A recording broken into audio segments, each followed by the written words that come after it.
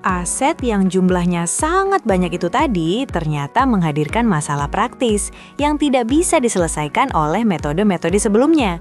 Dan itulah alasan kelompok metode khusus ini ada. Bayangkan kamu mengelola sebuah restoran besar dengan 500 piring, 300 gelas, 400 sendok, dan 200 garpu. Secara teori, setiap unit harus disusutkan secara individual. Tapi bayangkan betapa ribetnya mencatat depresiasi untuk masing-masing dari 1.400 unit peralatan itu setiap tahunnya. Harga per unitnya mungkin hanya 10.000 sampai 50.000, tidak sebanding dengan biaya administrasi yang dikeluarkan.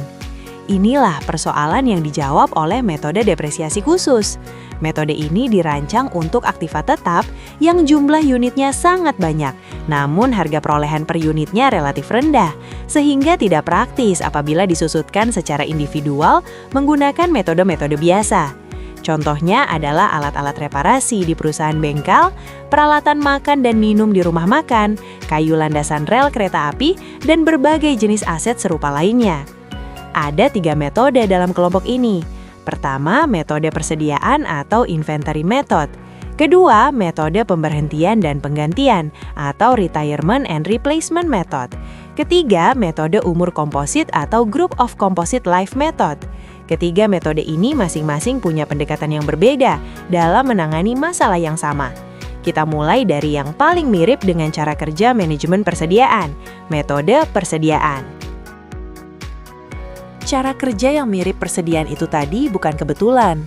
Rumus depresiasi dalam metode ini memang persis seperti rumus harga pokok penjualan yang biasa digunakan untuk stok barang dagangan.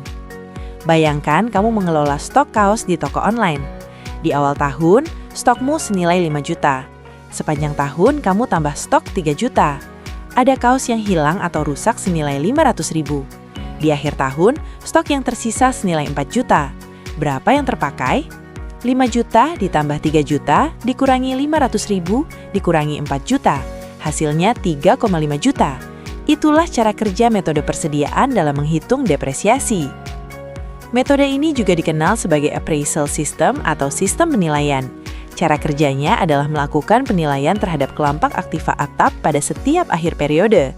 Berdasarkan taksiran harga pasar aktiva tetap yang bersangkutan pada tiap akhir periode selama masa penggunaannya. Taksiran harga pasar ini kemudian digunakan sebagai nilai buku aktiva tetap dan dilaporkan dalam neraca akhir periode.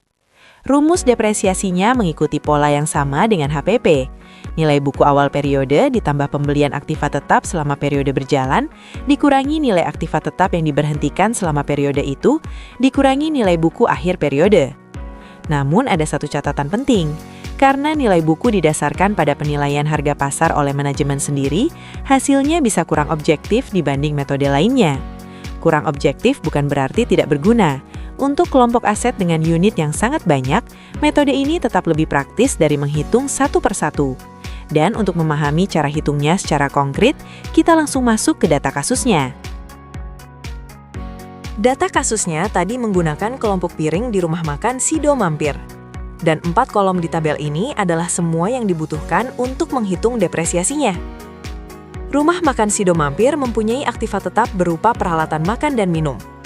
Untuk keperluan depresiasi, perusahaan mengelompokkan aktiva tetap menurut jenisnya. Dan kita fokus pada kelompok piring. Perhatikan tabel datanya. Di tahun 2000X1, nilai buku awal kelompok piring adalah Rp500.000. Sepanjang tahun 2000X1, rumah makan membeli tambahan piring senilai Rp150.000. Ada piring yang hilang atau rusak senilai Rp75.000. Ini piring yang tidak lagi bisa digunakan dan sudah keluar dari kelompok. Di akhir tahun 2000X1, manajemen menilai kelompok piring yang tersisa senilai Rp475.000 berdasarkan taksiran harga pasarnya. Masuk tahun 2000X2, nilai buku awal adalah Rp475.000. Angka yang sama dengan nilai buku akhir 2000X1. Pembelian piring baru meningkat menjadi Rp200.000. Piring hilang dan rusak bertambah menjadi Rp80.000.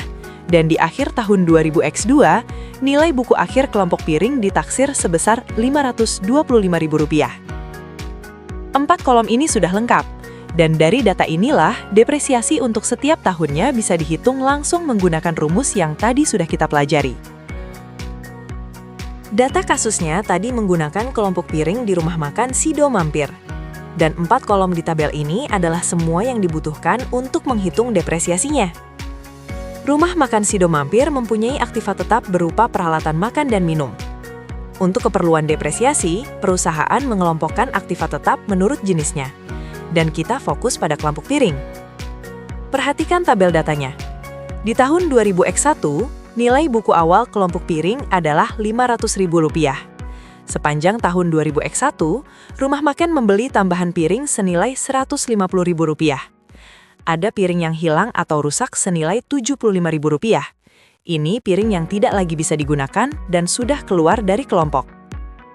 Di akhir tahun 2000X1, manajemen menilai kelompok piring yang tersisa senilai Rp475.000 berdasarkan taksiran harga pasarnya.